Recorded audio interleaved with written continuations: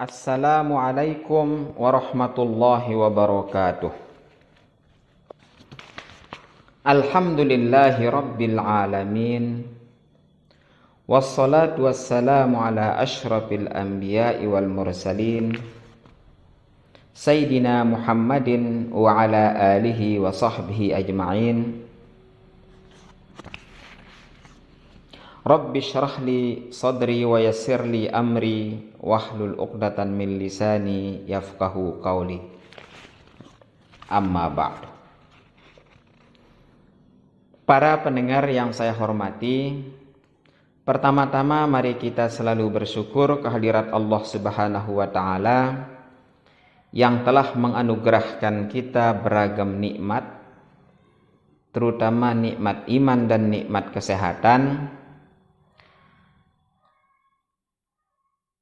sehingga dengan dua nikmat ini insya Allah kita bisa menjalankan kewajiban-kewajiban keagamaan kita di samping kewajiban-kewajiban sosial kita sebagai manusia. Kedua kalinya adalah selawat dan salam kita haturkan kepada junjungan kita Nabi Agung Nabi Besar Muhammad sallallahu alaihi wasallam yang telah diutus oleh Allah sebagai nabi dan rasul di akhir zaman,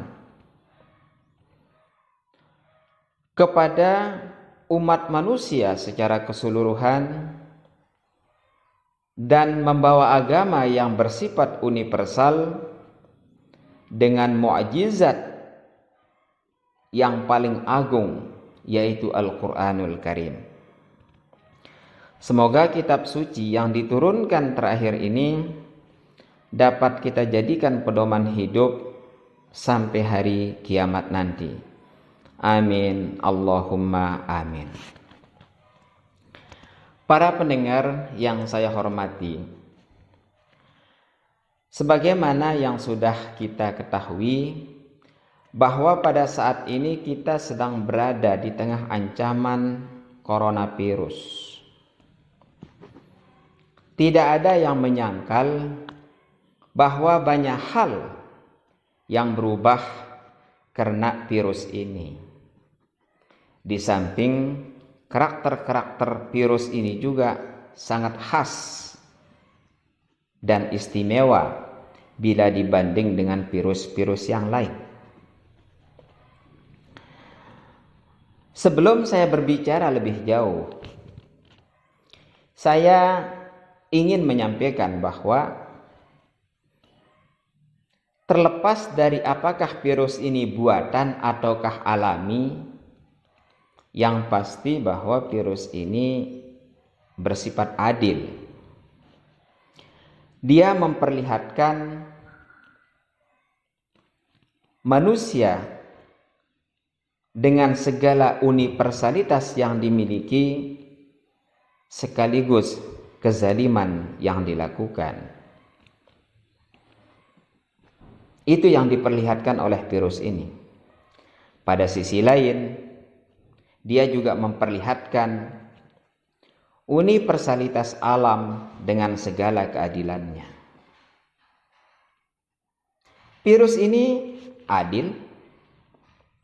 Dia membuat kematian itu bagaikan debu. Kematian bisa masuk ke jendela-jendela rumah istana, tetapi juga bisa masuk melalui jendela-jendela rumah biasa.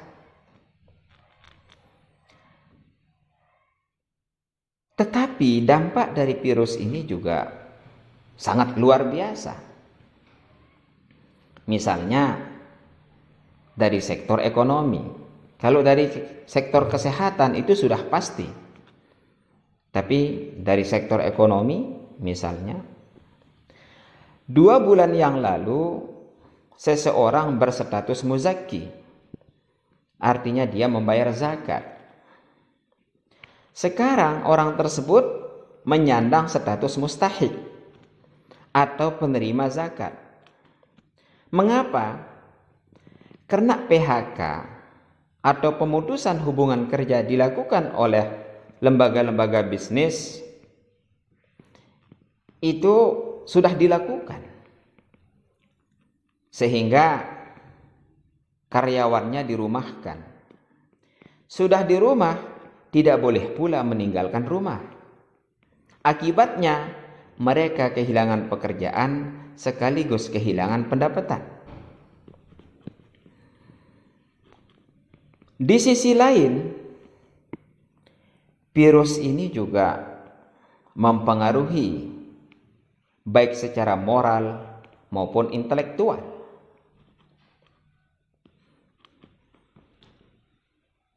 Dan virus ini juga mempengaruhi nalar fikih, atau bagaimana kita itu memahami fikih. Sejak dua masjid besar dan suci umat Islam, yaitu Masjidil Haram dan Masjid Nabawi, ditutup. Lalu kemudian ibadah umrah dihentikan untuk sementara. Lalu kemudian pelaksanaan ibadah haji pada tahun 2020 ini, apakah akan dilaksanakan ataukah tidak? Diskusi-diskusi tentang fikih itu marak di berbagai belahan dunia. Kita di Indonesia juga misalnya ada kebijakan yang diambil baik oleh lembaga fatwa maupun juga oleh kajian-kajian fikih tertentu. Misalnya, apakah kita itu harus melaksanakan sholat Jumat? Jawaban yang populer tentu tidak harus. Saya katakan tidak harus, bukan berarti tidak boleh. Tidak harus melaksanakan sholat Jumat. Mengapa? Karena kalau kita melaksanakan sholat Jumat, dapat dipastikan ada dampak yang akan terjadi, yaitu penyebaran virus corona sehingga membuat orang lain itu sakit. Ada lagi nalar fikih yang lain, misalkan tentang zakat. Kapan sih seseorang itu harus mengeluarkan zakat? Terutama zakat mal selain hasil pertanian. Jawabannya adalah zakat itu dikeluarkan ketika memenuhi nisab dan juga memenuhi haul. Itu adalah fikih yang normal. Artinya zakat itu wajib dikeluarkan ketika memenuhi nisab dan memenuhi haul. Inilah yang saya sebut dengan fikih normal. Tetapi di dalam fikih klasik, juga ada pendapat tentang apa yang disebut dengan ta'jiluz zakah. Mensegerakan zakat atau mempercepat pengeluaran zakat sebelum jatuh tempo. Dalam arti sebelum jatuh haul. Apakah itu boleh? Kalau kita telusuri, ini kok kelihatannya kok agak aneh. Masa zakat belum mencapai haul harus dikeluarkan? Tapi kalau kita lihat di dalam fikih klasik itu banyak sekali para ulama yang berbicara hal ini.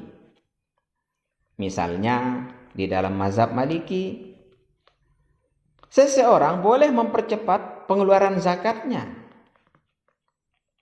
Hanya saja mazhab Maliki mengatakan percepatan itu lebih cepat 1 hari, lebih cepat 2 hari, lebih cepat 1 minggu, lebih cepat 2 minggu, maksimal 1 bulan.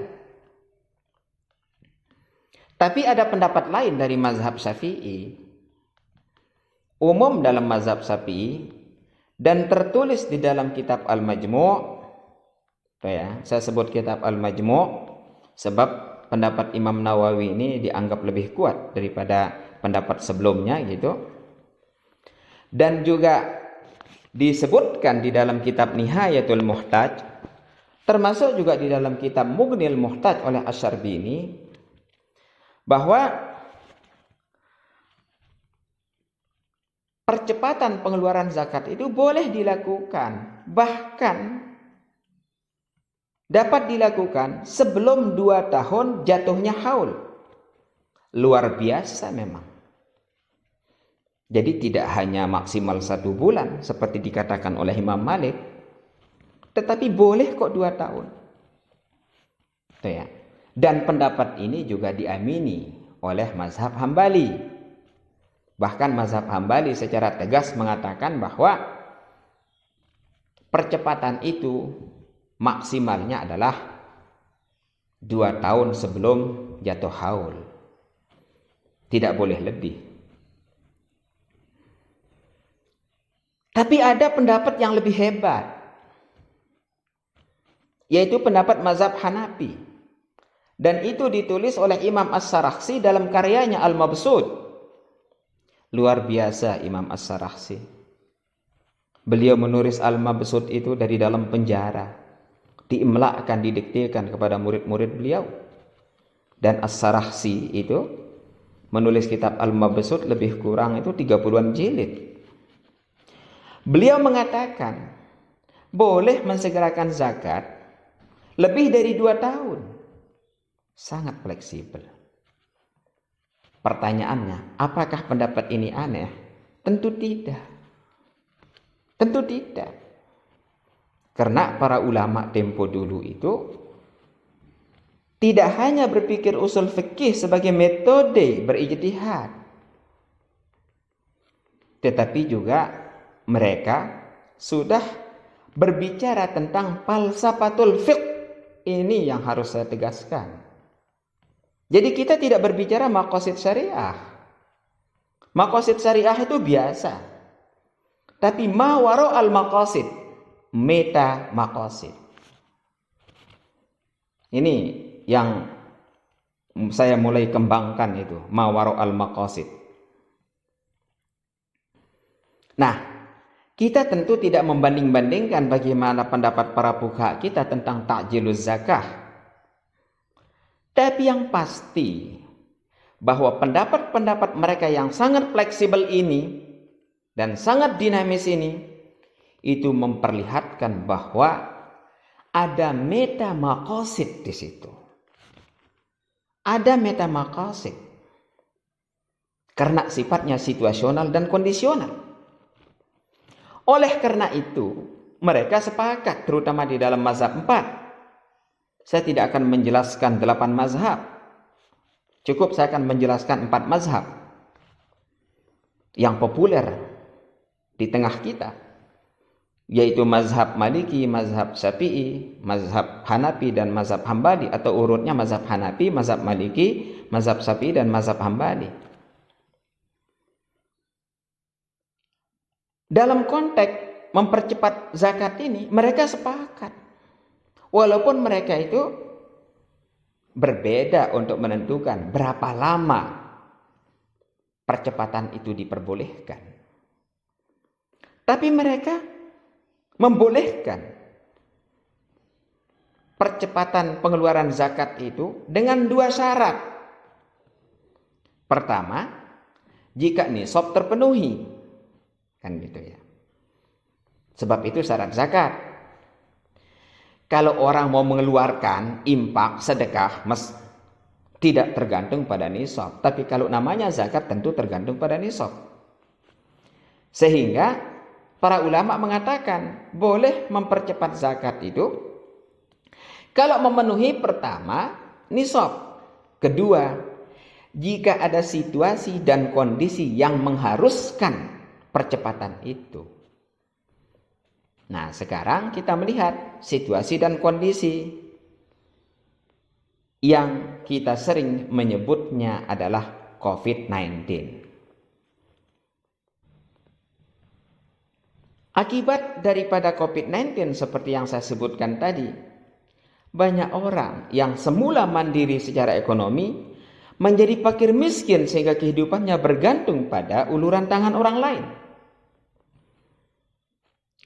Sehingga saya secara pribadi kalau ada pertanyaan, kapan saya itu harus mengeluarkan zakat? Maka jawabannya sekarang, bukan nanti. Sebab situasi dan kondisi itu kita hadapi sekarang. Nah, nalar seperti inilah yang disebut dengan nalar yang berbasis pada filsafat fikih. Nah, filsafat fikih ini kalau bahasa yang mudah kita pahami itu adalah sosiologi fikih. Baik, para pendengar yang saya hormati, isu boleh atau tidak sholat Jumat itu berkeliaran itu. Ya. Ini kadang-kadang sudah merusak silaturahim antara satu dengan yang lain. Karena biasanya perdebatan itu kan ada di medsos, di WA itu ya. Masing-masing mengemukakan argumen. Tentu tidak salah. Argumen masing-masing itu secara akademik itu harus diapresiasi dan harus dihargai. Makanya kalau ada perdebatan fikih itu harus menggunakan bahasa yang santun. Sebab selama kita berdebat dalam fikih itu tidak ada yang salah. Tidak ada yang salah orang berdebat dalam fikih. Karena perdebatan fikih itu mencari fikih yang mana yang bisa diterapkan pada situasi dan kondisi saat ini. Seperti takjil zakat tadi, mempercepat zakat. Kalau situasinya normal, itu kurang relevan. Tapi kalau situasinya seperti sekarang, saya kira mempercepat pengeluaran zakat itu bagus. Baik, para pendengar yang saya hormati. Ini saya akan menguraikan bagaimana cara nalar fikih.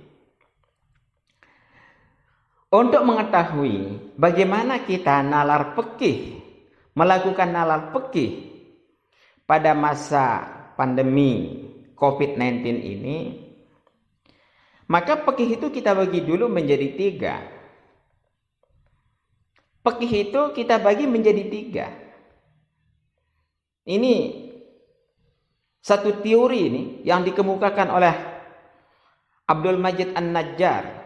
Jadi saya tuh senang dengan orang ini karena dia itu menulis satu buku yang berjudul Fiqh Tadayyun. Tuh ya. Itu sebetulnya ditulis 2 jilid kecil-kecil tapi sekarang sudah dijadikan 1 jilid gitu. Nah, jadi dalam konteks nalar fikih itu pertama kita itu menyebutnya fiqhul fahmi. Fiqhul fahmi, fikih yang kita pahami. Fikih yang kita pahami dari apa? Dari teks. Teks itu nas. Jamaknya nusus. Nas ini bisa nas Al-Quran, bisa nas hadis, bisa juga ijma'. Itu fiqhul fahmi. Tapi sangat baik kalau saya berikan contoh. Tuh ya, supaya para pendengar itu bisa memahami agar apa yang saya sampaikan ini tidak sia-sia. Persoalan Anda setuju atau tidak itu persoalan lain, tetapi para pendengar itu harus bisa memahami apa yang saya sampaikan. Khusus di kalangan kita saja ini di Pok Lombok itu ya, makanya tidak usah disebar itu ya rekamannya itu. Fiqhul fahmi kita contohkan. Wasariq wasariqatu faqta'u aydiyahuma. Pencuri laki-laki dan pencuri perempuan, potonglah tangannya. Itu yang kita pahami dari nas. Itu yang kita pahami dari teks. Cuma pertanyaannya, apakah pemahaman kita terhadap nas itu harus kita terapkan atau harus kita laksanakan? Tentu tidak. Karena ada fikih pada level yang kedua. Apa yang dimaksud dengan fikih pada level yang kedua? Fikih pada level yang kedua itu adalah fiqhus siyaghah. Fikih yang dirumuskan, fikih yang diformulasikan. Oleh siapa? Tentu oleh para fuqaha. Tempo dulu. Boleh juga fuqaha sekarang. Itu ya. Misalkan dari kalangan akademisi dan lain sebagainya. Itu yang disebut dengan fiqhus siyaghah. Apa contohnya fiqhus siyaghah hubungannya dengan contoh fiqhul fahmi tadi? Oh, ternyata itu ya. Pencuri laki-laki dan pencuri perempuan baru dipotong tangannya jika dia itu mengambil barang di syarat dan lain sebagainya. Jadi tidak serta-merta itu harus motong tangan. Pahami dulu apa yang diformulasikan oleh para ulama. Baik. Tapi apakah pemahaman dari rumusan para fuqaha itu langsung kita laksanakan? Tentu tidak bisa. Dalam konteks Indonesiaan itu, kalau kita melakukan potong tangan, itu belum bisa itu. Belum bisa. Apapun alasannya. Sebab secara sosiologis, masyarakat kita itu masih kesulitan untuk mencari makan. Kecuali kalau memang ada jaminan kesejahteraan dari pemerintah. Gitu ya. Makanya ini bisa kita kembangkan karena ada seperti yang disampaikan oleh Derehan Mubarak itu bagus itu. Disinilah letak fungsinya sistem keuangan sosial dalam Islam. Tapi saya tidak mau membahas ini di sini. Tapi yang ingin saya sampaikan bahwa seorang pencuri tidak serta merta dipotong tangannya karena ada syarat-syarat yang ditetapkan oleh para fuqaha. Itulah yang disebut dengan fiqhul fahmi. Baik, para pendengar yang saya hormati. Apakah kemudian tangannya harus dipotong jika memenuhi syarat itu? Tidak. Karena ada fikih pada level yang ketiga. Inilah yang disebut dengan fiqhut tanzili. Fikih yang diberlakukan. Fiqhut tanzili, fikih yang diberlakukan di tengah masyarakat. Kalau fikih yang diberlakukan di tengah masyarakat, tentu kita berbicara secara sosiologis. Kita berbicara antropologis. Kita berbicara situasi dan kondisi. Situasinya temporal. Gitu ya. Ternyata ada orang pencuri yang sudah memenuhi syarat menurut fiqhus siyaghah. Tetapi karena situasi dan kondisi keadaan COVID-19 seperti sekarang, tentu tidak harus dipotong tangannya. Perlu diinvestigasi. Motivasinya apa? Melakukan pencurian itu. Tapi sebaiknya jangan mencuri. Itu pasti itu. Tidak boleh itu. Itu ya. Tapi yang saya maksudkan di sini, apakah pencuri-pencuri itu dipotong tangannya? Tentu tidak. Sebab ada situasi dan kondisi. Itu namanya fiqhut tanzili. Nah, kalau kita berbicara tentang fiqhut tanzili, maka dibutuhkan para faqih. Apa cirinya para faqih?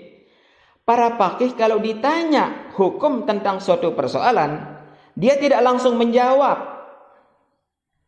Kalau orang ditanya suatu persoalan kemudian langsung menjawab, itu bukan faqih itu.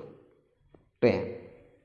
Karena faqih itu, seorang ahli fikih jika ditanya, dia berpikir dulu bagaimana ma'alatul af'al, implikasi daripada suatu perbuatan jika hukum ini ditetapkan.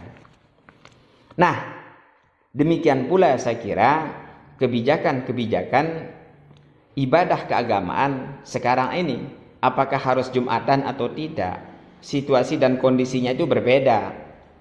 Kita tentu tidak bisa menganalogkan antara satu daerah dengan daerah lain, gitu ya. Saya tadi Jumatan, tertib, rapi, duduk jaraknya 2 meter malah. Sebelumnya dicek suhu panasnya, suhu badannya dicek, orangnya rapi, khutbahnya singkat. Cuma kadang-kadang apa yang terjadi di sini atau apa yang dilakukan di sini tidak bisa dianalogkan di daerah lain. Itulah menjadi persoalan, gitu kan. Sebab bagaimanapun fiqih tanzili itu akan menghukum atau akan menetapkan suatu hukum itu bersifat lokal, tidak bisa secara keseluruhan. Nah, ini yang harus kita sadari betul ketika kita itu mengambil kebijakan-kebijakan yang berkaitan dengan keagamaan. Sudah saya sebut bahwa kita perlu berpikir antisipatif. Ya. Mazhab Syafi'i itu terkenal dengan fiqhul ihtiyati. Jadi antisipatif. Para pendengar yang saya hormati, ini adalah sekelumit materi yang saya sampaikan terkait dengan bagaimana kita memahami fikih. Sebab jangan sampai fikih ini, terutama di era corona ini, mengalami krisis seperti halnya krisis ekonomi dan krisis kesehatan, gitu ya. Jadi nalar fikih ini harus bagus, gitu ya. Dan kita juga tidak bisa bersandar dengan semua fikih klasik, gitu ya. Fikih-fikih yang ada, terutama ditulis pada abad 8 sampai abad-abad setelah abad 8 Hijriah, itu oleh Imam Asy-Syatibi disebut dengan fasadul fiqh. Itu Imam Syatibi yang mengatakan seperti itu, bukan saya. Fikih-fikih yang dalam tanda kutip itu rusak, gitu ya, rusak, sehingga tidak bisa semuanya itu kita jadikan pedoman, tuh ya. Sehingga kalau kita baca misalkan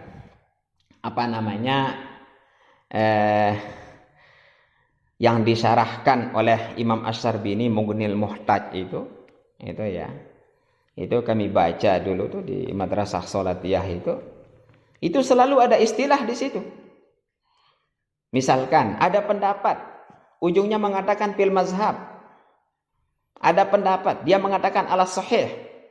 Dia kemudian menyatakan pendapat, lalu dia mengatakan alal ashah. Jadi di dalam mazhab Syafi'i ketika mengatakan fil mazhab alal ashah wa fis sahih ala sahih misalkan, itu punya makna tersendiri. Jadi kita harus memahami fikih itu berangkat dari istilah-istilah atau terminologi yang digunakan oleh mazhab-mazhab itu sendiri. Tanpa itu kita tidak bisa, gitu ya. Sebab namanya beragam pendapat, dan sangat mungkin bahwa hampir tidak ada sesuatu yang tidak boleh, karena pasti ada ulama yang mengatakan boleh, gitu kan. Contoh, zakat fitrah boleh tidak disegerakan? Oh boleh. Kapan bolehnya itu? Oh bolehnya itu dari tanggal 1 Ramadan sampai hari kita menunaikan sholat hari raya. Itu normal itu. Tapi mana waktu yang afdol? Tentu waktu yang afdol adalah akhir bulan Ramadan. Itu normal juga pendapat itu. Tapi ada imam yang berpendapat bahwa mengeluarkan zakat fitrah itu boleh kok dalam 1 tahun. Hebat pendapat ini. Boleh itu dalam 1 tahun. Jadi dia tidak menghubungkannya dengan puasa Ramadan dan juga tidak menghubungkannya dengan Idul Fitri itu, tapi boleh dalam 1 tahun. Salahkah pendapat ini? Tentu tidak. Tapi relevankah? Itu yang perlu kita diskusikan. Mencari fikih yang relevan itulah yang mengharuskan perlunya kajian falsafatul fiqh atau filsafat fikih.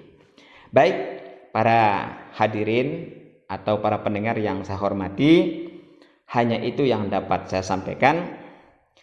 Mudah-mudahan ada manfaatnya, dan jika ada kekeliruan saya kira itu biasa gitu, dan saya mohon maaf. Tetapi setidaknya ini menjadi topik diskusi-diskusi kita, dan diskusi itu sangat bagus. Para ulama mengatakan hayatul ilmi bil mutala'ah wal muzakarah. Demikian, wabillahi taufiq wal hidayah. Wassalamualaikum warahmatullahi wabarakatuh.